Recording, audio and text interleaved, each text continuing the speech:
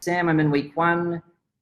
I'm a week 1 student and looking for my niche. Is it important to consider how big the market is for the niche? No, not unless you're looking at a market that's like 20 people, right? Which there really isn't. That's not really a definition of a market. That's like a group. So if a market exists, then it's probably big enough.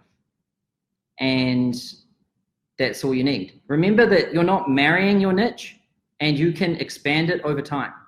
I started helping people, you know, if you want to know how niched I was, I started helping like plumbers in Auckland, New Zealand, get hot water cylinder repair clients using Google AdWords. That is so small, right? Like, first of all, New Zealand is tiny. Auckland is a sub-segment of something that's already tiny. Plumbers is a sub-segment of that. And then plumbers that want hot water cylinder repair clients is a sub-segment of that. And then the ones that are attracted to using Google AdWords is even smaller. So that is about as small as it gets. But I was able to grab a foothold in that market because I was so focused. No one else was that focused. It enabled me to differentiate myself, learn that craft, and bam, I took that foothold. Then I expanded out to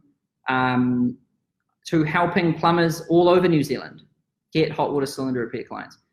Then I expanded out to service-based businesses. So any businesses in New Zealand that wanted clients through digital marketing that was service-based, so offering any service, right? Then I expanded it out to helping them not just with Google AdWords, but with SEO. And I had a contractor who I used for SEO. So I didn't have to provide that one. And then I started doing Facebook ads too. And I widened it out further. And at that point, people started to approach me and ask me, you know, how I was starting my business, right? Or no, how I was succeeding at getting these clients and making money and all of this.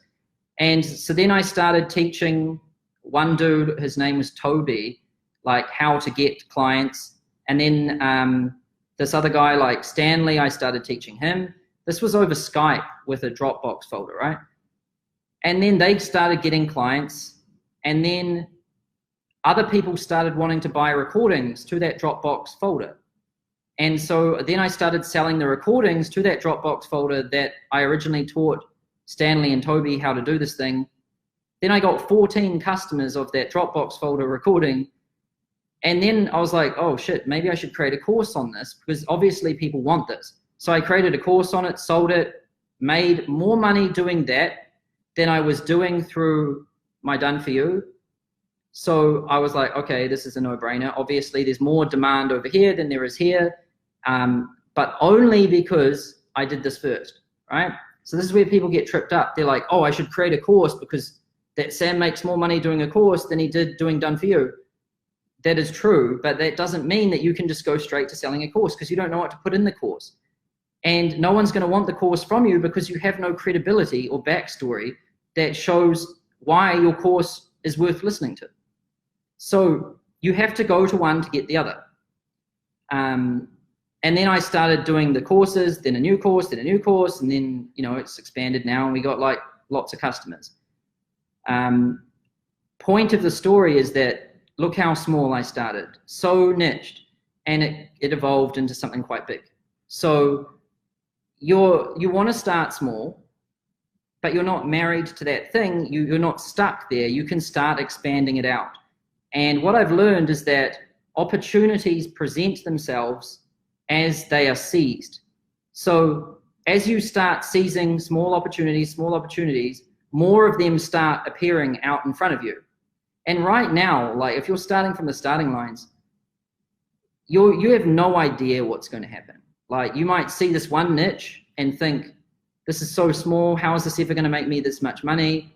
When I started, I thought it would be a miracle if I was able to make 6 figures a year, right? Then when I made 6, I thought it would be a miracle if I could make 7. When I made 7, I thought it would be a miracle if I could make 8. When I made 8, I figured, you know, it'd be a miracle if I could make 9, which is 100 million. Now I can see how I'm going to do that quite quickly. And when I do that, I'm going to want $1 billion, right? And then if I get to $1 billion, may as well go for $1 trillion, right?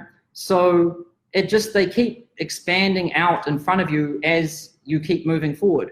And I think a lot of people, they try to see everything from day one standing at the starting line, and it's impossible. You know, you have to climb one mountain to see the mountain to climb behind it.